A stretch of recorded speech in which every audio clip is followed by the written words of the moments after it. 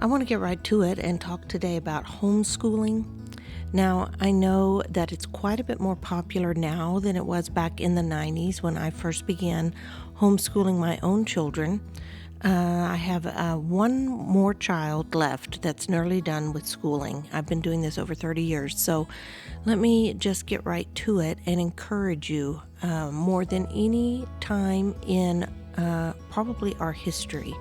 It is crucial for you to pull your child out of school and begin homeschooling. Now, I would not have spoken that way probably 2.5 years ago. I would have given you the rhetoric of homeschool's not for everyone. Homeschool is an individual choice. Homeschool is something that you have to decide on as a family. And all of those things are true. But the dynamic of our world landscape has changed so radically over the last 2 years that I no longer preface my opinion about homeschooling with those things.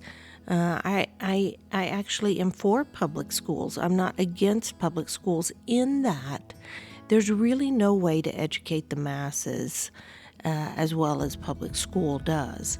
I used to teach in public school, so I have a high regard for those people in the classrooms, the people in administration, doing the very best they can for the most part. But things have changed, haven't they? We are living in a time where we're beginning to see what the government has actually been doing behind the curtain.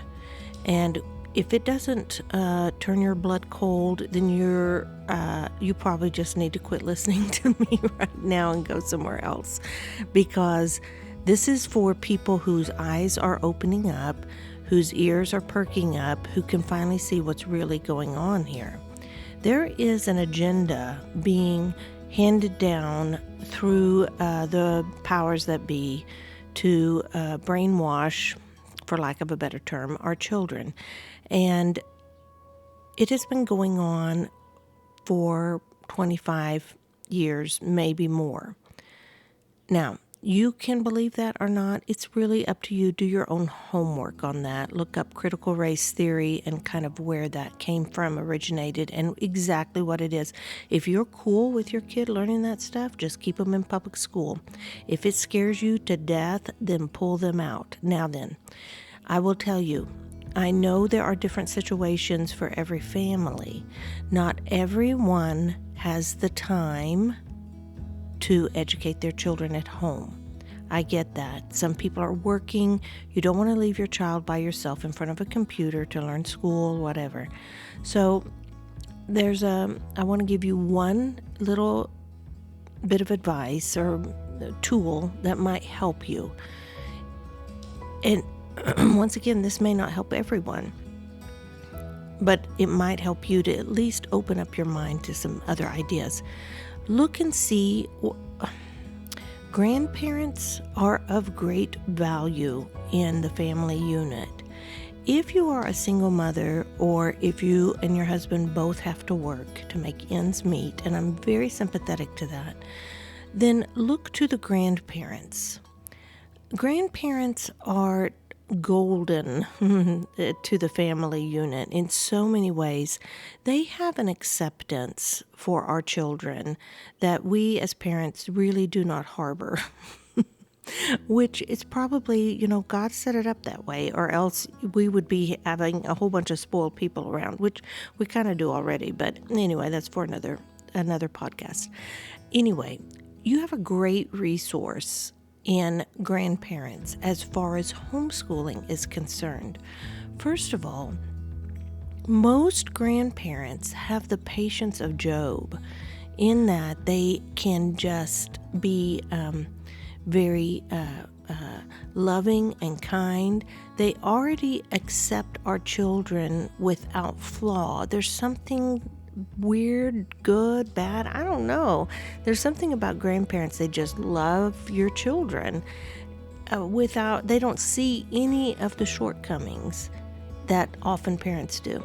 So that's a good, fertile place for learning to take place. Tap into the resource of grandparents teaching. Literally, we are on the edge of a cliff, in my opinion, with our younger children and the influences they're being exposed to out there.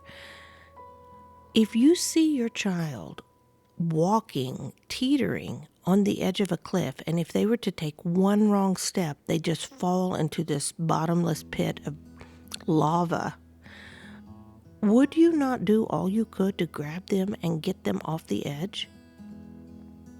Wouldn't you, as a parent, even sacrifice what you want or your own safety to save them from falling? Absolutely. And so that is where we're at as a nation, as a generation. We are at the point where we need to do all we can and self-sacrifice in order to have the main influence on our children. My approach, and I know not everyone's like this, but my approach has always been, I had my child. I chose to have my children. I was in that kind of a situation. My husband and I were married. We decided to have kids. We did. If I'm going to have them, I'm going to raise them.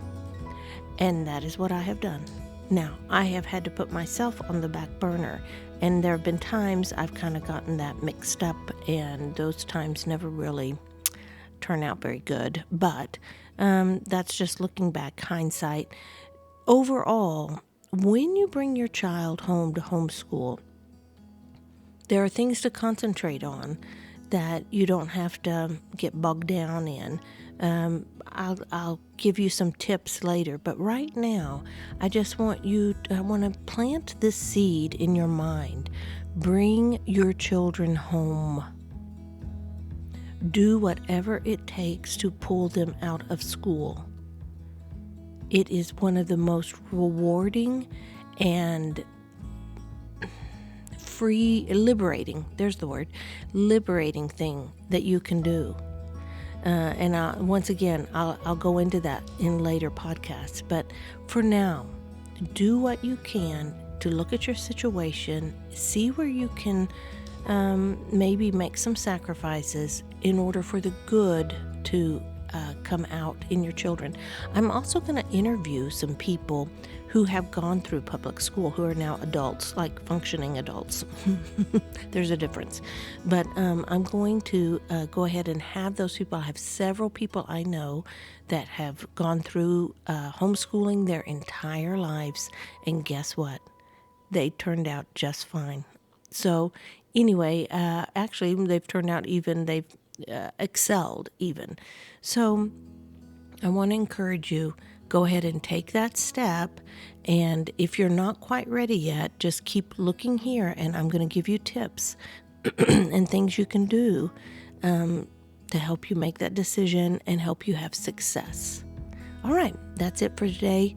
Thank you for joining. Until next time.